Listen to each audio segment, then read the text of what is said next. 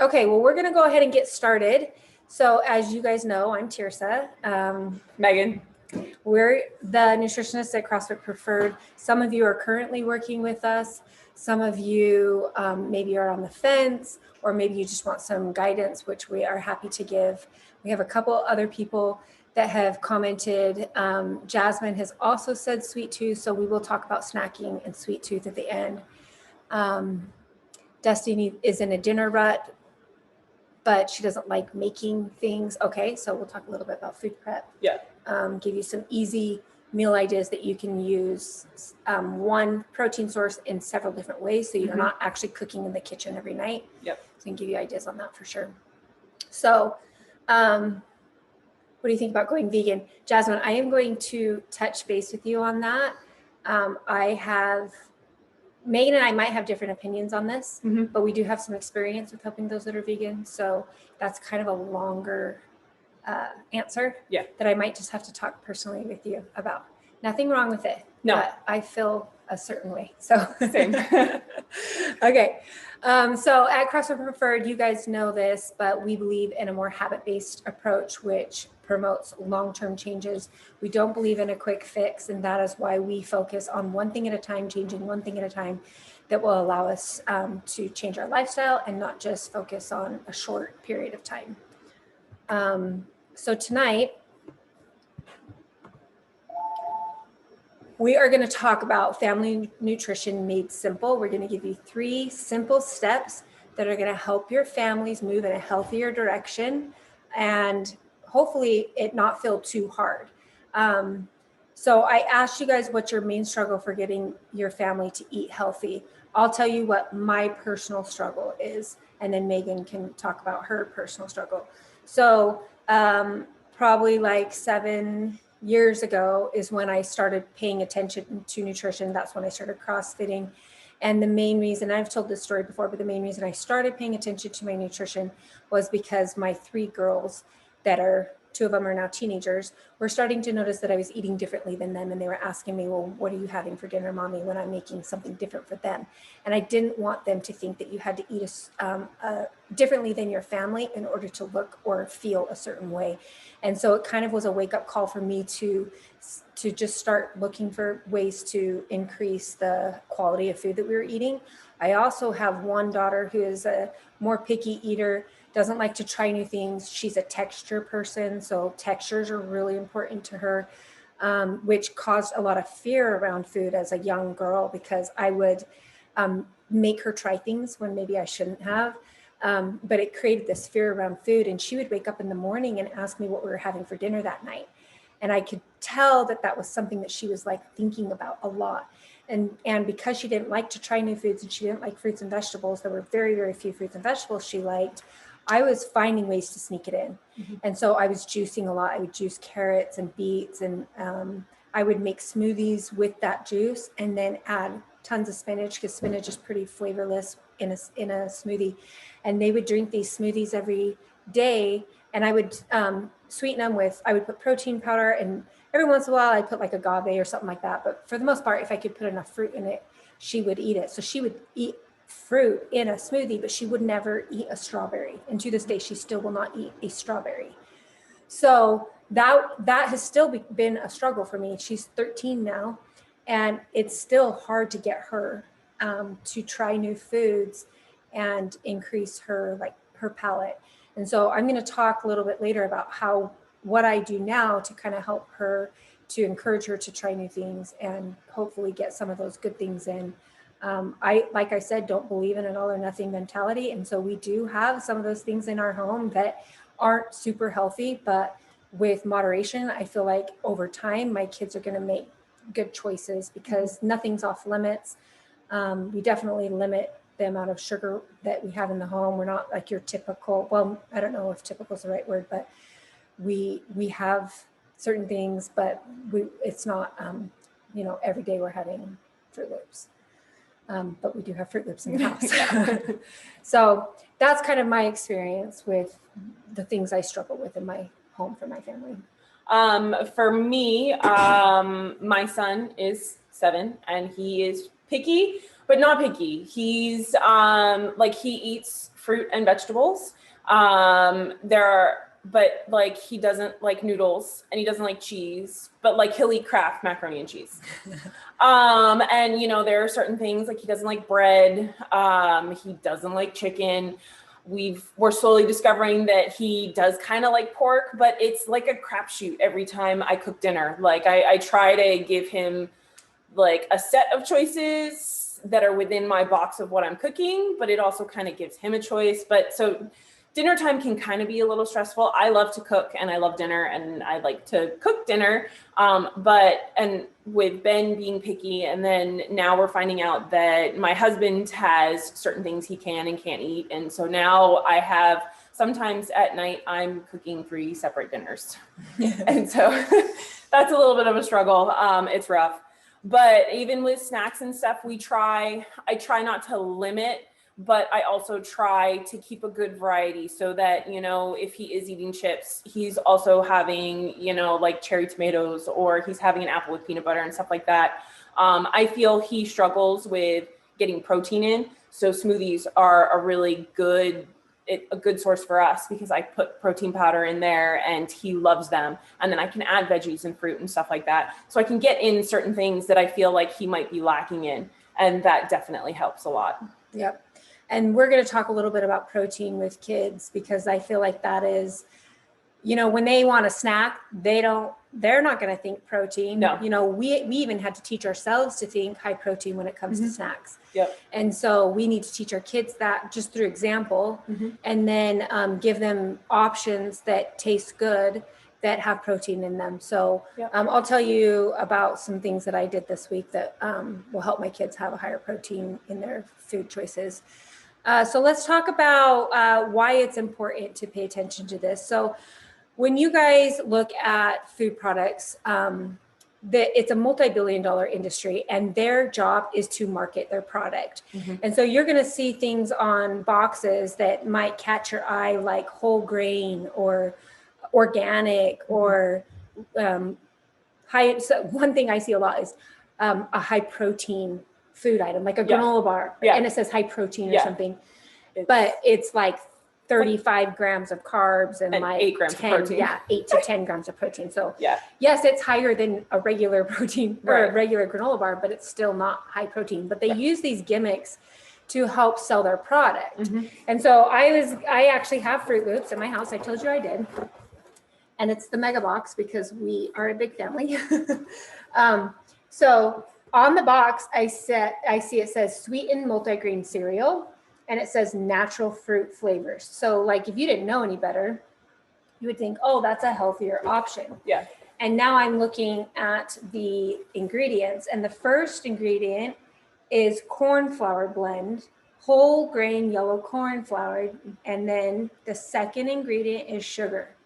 So if you don't know this already, when you look at a food label and you see the ingredients listed, the thing that is used the most is going to be listed first, and then it goes in order. So if your first 3 to 5 ingredients has sugar or a sugar substitute in it, you know that food is going to be super high in sugar. So now I'm going to look at my serving size, which is 1 1/3 cup or 39 grams, which I have to tell you is not 1 1/3 cup. If you actually weigh 1 1/3 cup, it will be much more than 39 grams, but it has 12 grams of sugar in it.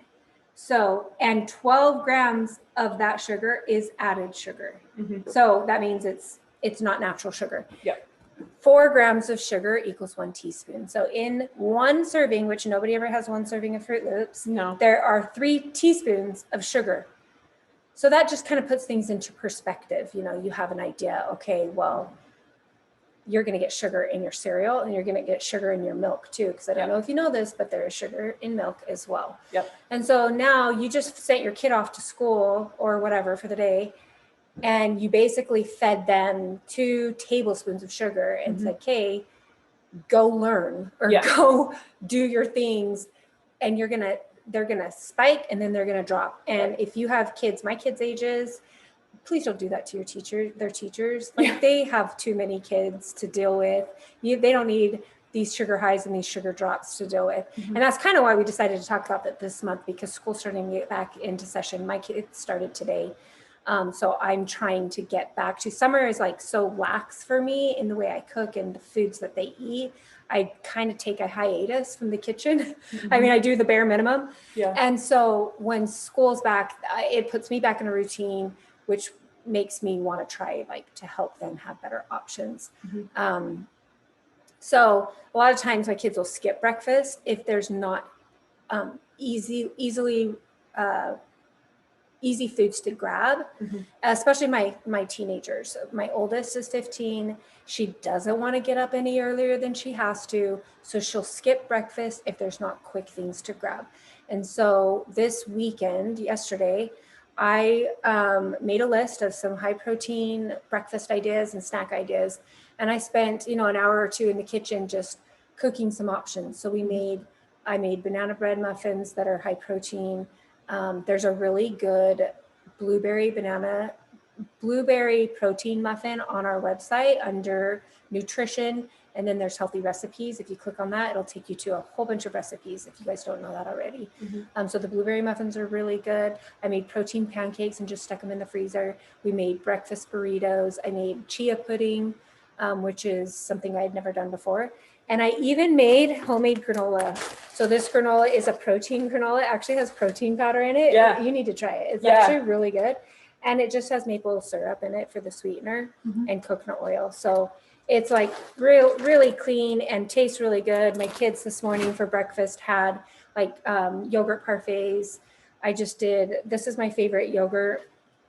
It is Too Good. This lemon one is my favorite. The Too Good yogurt. The reason I like this is because it's very low in sugar. There's only 2 grams of sugar in it, and it has 12 grams of protein in it. So it's really, really high in protein. And I actually, because it's not very sweet, I actually add a half a scoop of vanilla protein powder in it. And then that bumps up the protein a little bit more and it sweetens it. So my kids don't realize they're eating a low sugar yogurt. So I did that. And then I cut up some strawberries, did some frozen blueberries, added the granola, and that was breakfast. And it was way, way easy. And they loved it. So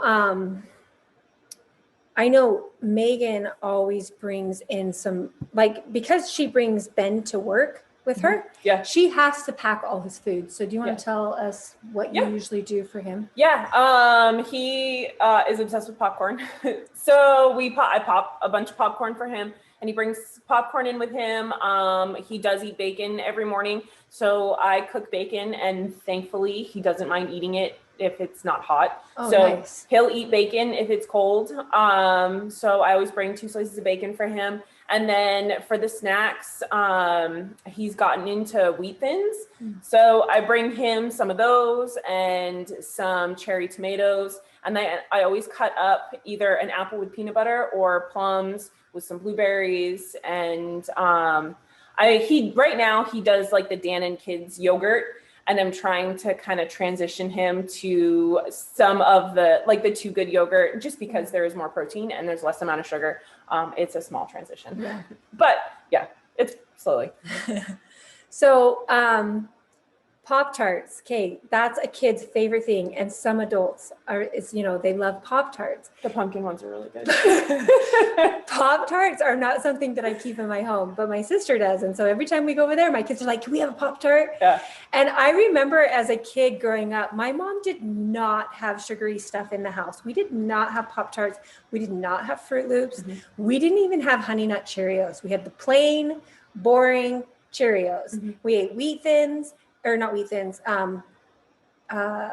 Wheat Chex. Wheat Chex? Yeah. And non-sugar Cheerios. That was our thing. And I remember wanting to spend the night at my best friend's house because they always had sugary cereal. And I would get sugary cereal if I spent the night at her house. And in fact, we even had a tradition where on our birthday, we got to choose any cereal we want, and we didn't have to share it with anyone. We were so excited we could choose whatever we wanted. And that kind of created this deprived mentality where I just wanted it so much because it wasn't available to me. So that's one of the reasons why I do keep some of those things in my house, because you have to learn moderation. And if you never have it, you don't learn moderation. And as soon as the kids are out of the house, they're going to go straight for the crap, And even though they may kind of gravitate towards that, if they're doing that 1 or 2 days a week, it's going to be okay. Yep. We're going to be just fine. So we're trying to just make sure that there is variety and everything, but that they kind of learn how to navigate for themselves. Because the reality is you can't be there forever. No. You got to teach them by example and then give them other options too. Yep. It was the same in my house. We were allowed 1 sugary cereal and 1 non-sugary cereal, but the sugary cereal could be like the sweet Cheerios and stuff like that. But there, we were not allowed like marshmallows. There was no cookies in your cereal, stuff like that. And we were allowed to get them, but we had to mix them every morning. And then the sugary cereal was always gone before the non-sugary cereal. So then we had to finish off the non-sugary cereal by itself before we could get more. But we never had soda. We didn't have Pop-Tarts. We had Oreos, but they were reduced fat. So we didn't have any of that other stuff. Like if we had chocolate chip cookies, they were homemade. And so when I moved out of my house, I lived off Mountain Dew for like 2 years. That was all I consumed. Was Mountain Dew. God. And to the point now, like if I smell it, it makes my stomach turn. But because I didn't have it growing up, once I was free, I was like, oh my God, I can now have this. And they kind of spiraled downhill a little bit. So I try to give Ben, some sort of variety so that he's not feeling like he's deprived. Yep.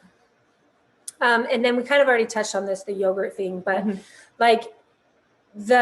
look at Go-Gurts, for example, like that's a fun, like you get to drink yogurt out of a tube. Like they're really trying to get us to feed our kids this, what they call yogurt, which is really straight sugar, or they might say high protein on it, but really there's only like 2 grams of protein and the majority of it is sugar. So just be aware of those gimmicks. Okay. So we're going to give you 3 tips. The first one is to plan out healthy, balanced meals and snacks. So I kind of told you about what I did yesterday to plan out some options for my kids.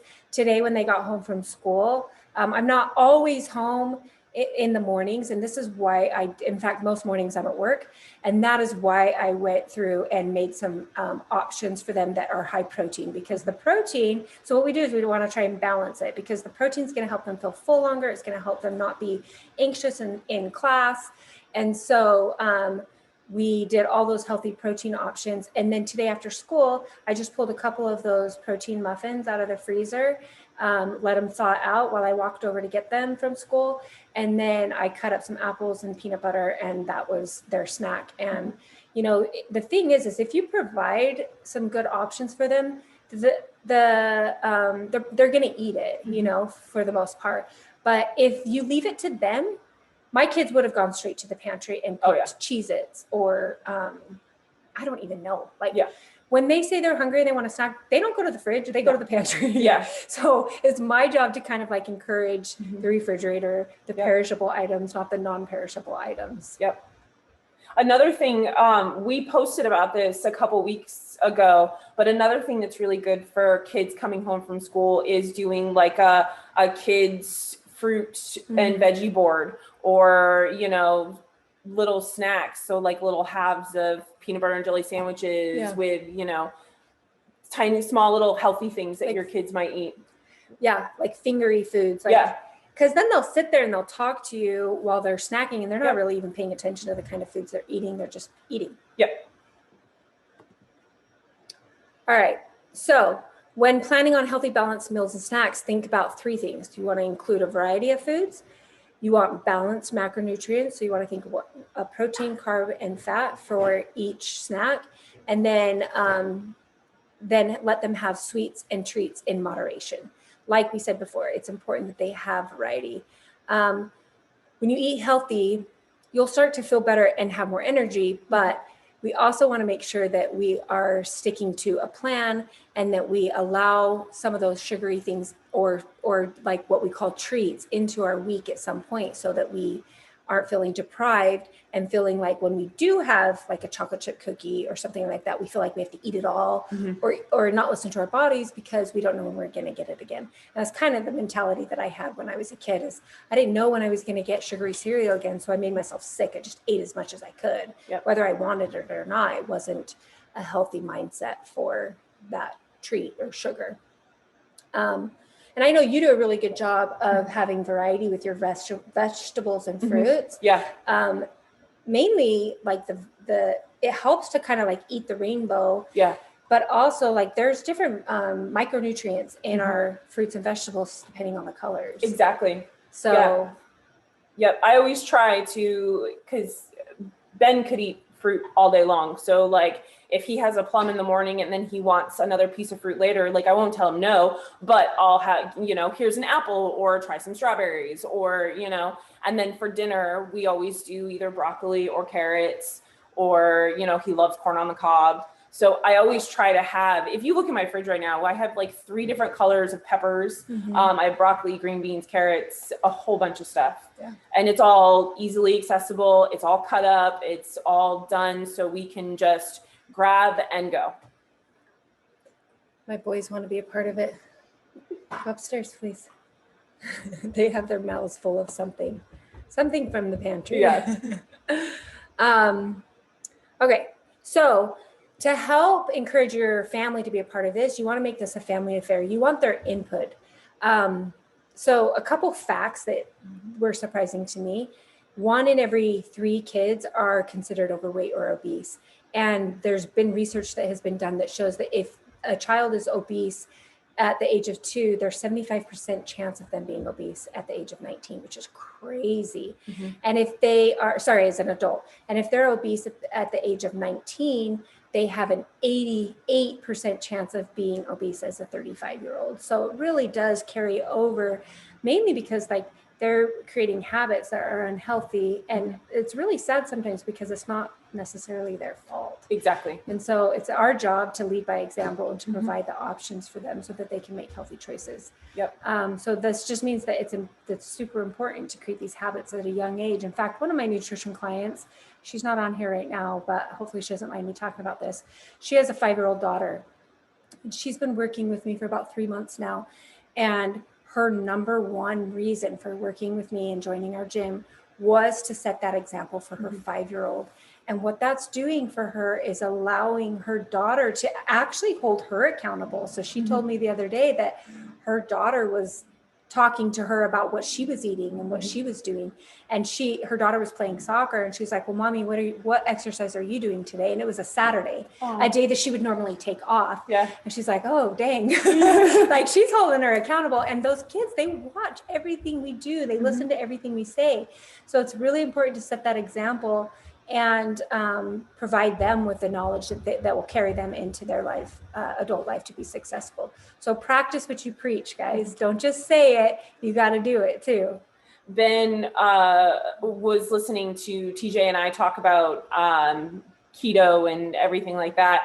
And so for a couple weeks after that conversation, I didn't think he was really paying attention, but a couple weeks after that, anytime he would pick something up to eat it, he'd be like, is this keto? He'd pick up like Cheez-Its. Is this keto, Mom? What a sticker. I'm like, no, not really. That's funny. Okay. Tip number 2, get the kids involved. So this one has been huge for me because of my daughter that's 13. When she finally started to like try new foods, it was because I put the control in her hands and I stepped away, and I would provide a lot of different options for dinner. For example, I realized that she didn't like things to touch. She didn't like certain textures. So I just would offer all these different things. Like, this is what we're having for dinner. And then instead of building her plate, I let her build her own plate. And there were lots of times where she wouldn't choose a fruit or a vegetable, or she wouldn't pick what I would choose. But she had the control. And so over time, once she realized she had the control, she started to put things on her plate that were a little bit healthier. And then I also got her in the kitchen. She actually really likes to cook and bake. And in fact, she made dinner tonight because I was stressed about the class. I'm like, I don't have time. And so she made dinner tonight for me. And so once I got her involved, it kind of helped her realize that it was up to her to make these choices, not just me. And my boys, I have twin boys that are almost 8, and they love to help me in the kitchen. Now, they don't have a very picky palate. In fact, all my kids will eat almost anything. And it was because I started them young. As soon as they could chew, they were eating the foods I was eating. They loved cherry tomatoes because I was putting cherry tomatoes on their plate, on their trays when they were babies. And they love, in fact, if I make a veggie tray, I have to like make them stop eating it to eat their real food, like to eat the dinner that I made, because they love it so much. And so just getting them involved has really helped encourage them to try new things. And then they get input, they get buy-in, they get to say, well, let's make this week. And so I asked them yesterday, what do you guys want for dinner this week? So I asked 3 of my kids, what do you guys want for dinner this week? And they each chose, the 3 girls, they chose. And then I said, okay, that is the night you're going to help me with dinner. And they're like, okay. I thought I'd get some resistance. That's awesome. They were like, okay. I'm like, yes. Yeah. So try it. It might work. Yep. I take Ben grocery shopping with me when I can. And I have him pick out the snacks and the stuff that he wants to eat for the week. And then when it comes to dinner, like I kind of already know what I'm going to make, but then I'll give him a set of choices. You know, do you want this and this or this and this? And kind of let him choose so that he has some sort of control. Yeah. Or thinks he does. Well, and so that actually brings up a good point. So my family, I have a big family, obviously. And so I can't make 5 different meals. No. And so when I make dinner, like this is what we're having for dinner. I'm not a short order cook. I don't, and my kids know that. So if there's something that they don't like, they either eating that or they're not eating. Yeah. And so like that might sound harsh, but it encourages them to eat some things that they don't maybe love, but they can kind of like pick and choose like what exactly goes on their plate. So you got to do what works best for you. Like for me, I couldn't just say, okay, what do you want tonight? It has to be what everybody's having. Yep. Okay. We kind of already touched on this, but just letting the kids help in the kitchen, giving lots of different options, letting them like hands-on stuff like peel carrots or wash the fruit. Or my daughter that's very picky, she loves to chop lettuce. Oh, that's awesome. And she'll eat salad. It's weird. Like she'll eat salad, and I wonder if it's just because she likes to chop the lettuce and then put it in the salad spinner and spin it. Yeah. Let them season foods, let them try, like I have a knife that is a plastic knife, so it's not going to hurt, like they won't get cut. And there's certain things they can cut, but it's serrated, so they can cut certain things with it. So like the boys, they can cut things. The boys love to peel things. Yep. I almost can't be in the kitchen without, at least the boys, they love to be in there with me, without them asking if they can help. So it's kind of awesome. Yeah, that's awesome. So making kid-friendly snacks is another option. Have the kids, like Meghan was saying, have the kids help choose and make healthy snacks. One thing that we make, we call them monkey bites. And it's not like the most healthy, but it works. Okay? It's a Ritz cracker with peanut butter and a banana, like a banana slice on it. And sometimes we'll put like one little chocolate chip on top. And that came about by letting my son Beckham help me make the after school snack. And we just kind of came up with this thing, and we're like, well, let's name it. And we call them monkey bites. And so that's something that works for us. And I might pair it with some kind of like protein, because it is a little bit on the like higher carb side, but it gives them kind of like control over what is being made. Ants on a log is something that my kids really like. I remember liking that as oh yeah, too. I love those. We do cottage cheese and fruit a lot. Yep. You can switch up the fruits on that. We always have frozen blueberries in the freezer, so that's easy. We do energy balls. So my favorite one is that the cashew coconut balls, which I've shared with you guys before. But if you don't have that recipe, let me know and I will get it to you, because it's one of my favorites. I always have those in the freezer. What are some other things we do? Just cut up veggies and dip, any kind of dip. Oh, we do turkey and cheese roll-ups all the time. Yeah. The turkey and cheese roll-ups, like depending on, I always have regular string cheese in my fridge and light string cheese. So just depending on who's eating it, like or where I'm at in the day for me. And then we always have ham and turkey in the fridge as well. So turkey and cheese roll up is so easy. And sometimes you can like switch things up by putting like a pickle spear in there. You can do cream cheese in it. You can do hummus, mustard, like a lot of different options on that. But just have fun with it and let them be a part of the decision making. There's sometimes, Ben is very hit or miss on this one, but there are times where he'll want pancakes and I'll make him a pancake and I'll put peanut butter on it. And then just to add a little bit of sweet, I'll put like a little bit of whipped cream on top. And he loves that for a snack sometimes. That's awesome. Okay. And then we kind of already touched on this too, but try and eat the rainbow. So have lots of different options in your fridge for fruits and vegetables. Just keep it colorful. And you can teach your kids that too, like the importance of eating the different colors too. All right. Tip number 3, utilize different cooking methods and recipes. So there's definitely ways that you can switch things up so that things taste a little bit differently. So let's take broccoli, for example. So you can eat broccoli raw. My kids don't like raw broccoli. I don't like raw broccoli. You can eat broccoli steamed. They don't really like steamed broccoli. You can eat broccoli roasted. They like it okay. Or air fried. Don't you air fry your broccoli or cauliflower? Yes, I air fry both. I'll air fry my broccoli and my cauliflower. I've been doing cauliflower with Frank's dry seasoning and some ghee, and I throw it in the air fryer. I think I do it at like 360 for like 20 minutes. And at 10 minutes through, I'll like stir it around and kind of check it and then let it sit for another 10 minutes. And it comes out pretty good. Yeah. And I know not everybody has an air fryer, but roasting it is very similar. So, or you can stick it under the broiler. You can roast it and then stick it under the broiler for like maybe 5 minutes and it's pretty much the same. So we're going to talk about some of the tools that we have in our kitchens that we use a lot.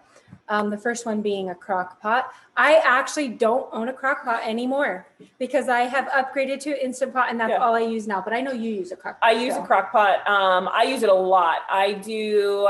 So chicken is kind of our base at the house because TJ has to be kind of careful with what he eats, and chicken he can eat. So chicken breasts, I'll take a couple chicken breasts and I'll put them in the crock pot with some chicken broth.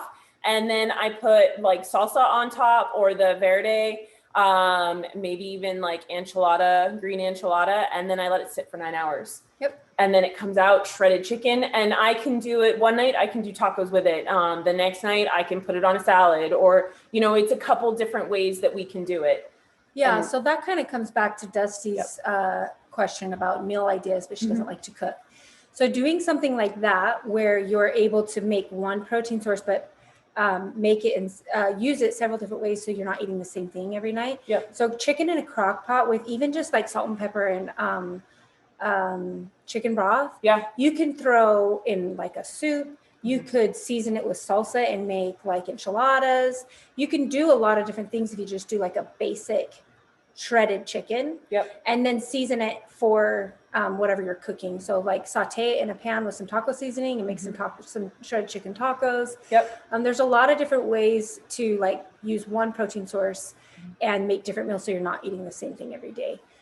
For me, I can eat the same meal like 2 nights in a row and not be bored of it. And so, but sometimes my kids aren't willing to do that. And so I do have to have a couple different options. For those of you that, where's my, it's not on here. They didn't save. Ooh. Okay. Well, we can't skip the freaking Instant Pot. No. The Instant Pot is my favorite. So if you don't have an Instant Pot, or if you don't know what that is, it's basically a crock pot on steroids. So if something takes, 4 or 5 hours in the crock pot, you can do it in the Instant Pot in about 20-25 minutes. Even from frozen chicken breast. And that's what I like, because I don't always plan ahead. And so I can throw frozen chicken tenders in my Instant Pot, put whatever seasonings I want in it. The salsa verde is something we do a lot. There's another one called a honey garlic chicken. If you guys want that recipe, message me. I will give it to you. I love the honey garlic chicken.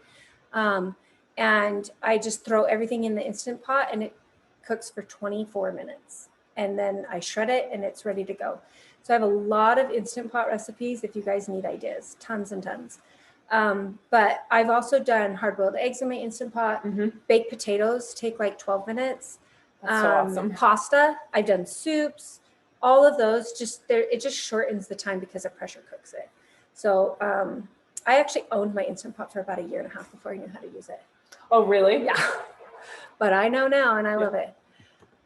We kind of talked about air fryers already. Meghan, you've done chickpeas, right? Haven't you in the air fryer? Or didn't you do garbanzo beans? No, not in the air fryer. I did them I've roasted them. And then I also have done them in a skillet too, because Trader Joe's sells these garbanzo beans in it's like a Mediterranean, so they're like in oil and stuff. Oh, yeah. And I drain most of the oil out, and then I put them in a frying pan, and I let them just fry in the oil. And it's really good. It's probably not as good for you, but it's really good. But yeah, I've roasted them in the oven. I actually never thought to put them in the crock pot, but that's a good idea. I'll have to try that. But yeah, I put almost everything in the air fryer. Yeah. I put chicken thighs. I love chicken thighs. Well, and the air fryer is awesome for reheating stuff too. Yeah, it is. So one thing that I make every week is egg muffins, and we're going to talk about that. Actually, we'll just move to the next slide. Yeah. So these are my muffin tins. So they're the little bit bigger ones. And I do 2 muffins is 1 serving.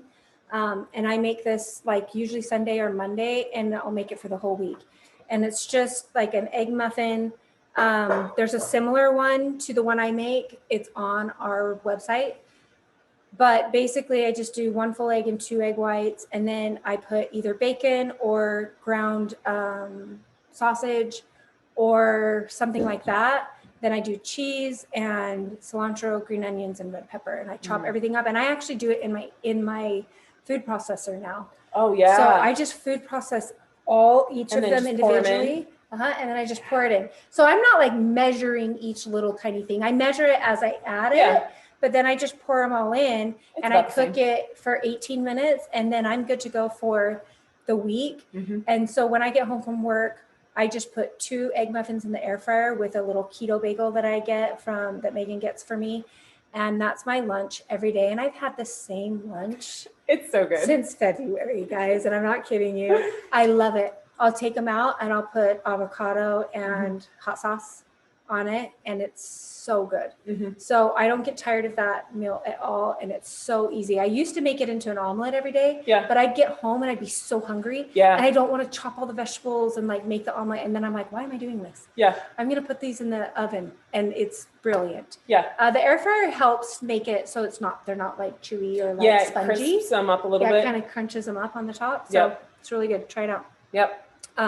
But also try the protein banana muffins. I can share that recipe too. And then the protein blueberry muffins are on our website. I don't know if you've done this, but I have made these, the chicken strips. Oh, no. So you shared a recipe with, the pork rinds. Yeah. So I do pork rinds on chicken thighs. It would work the same with chicken tenders too. Chicken tenders. And I put those in the air fryer, and they crisp up really nice. My husband doesn't he likes his chicken kind of dry-ish. He doesn't like chicken thighs because they're a little too moist, I guess. So when I cook his chicken breasts and stuff, he actually prefers it in the air fryer because it crisps it, but also kind of crisps the inside, I guess. So it's a little bit drier. I like my chicken not as dry, but, so I don't really do it in the oven too much. I like the air fryer better, but yeah. But so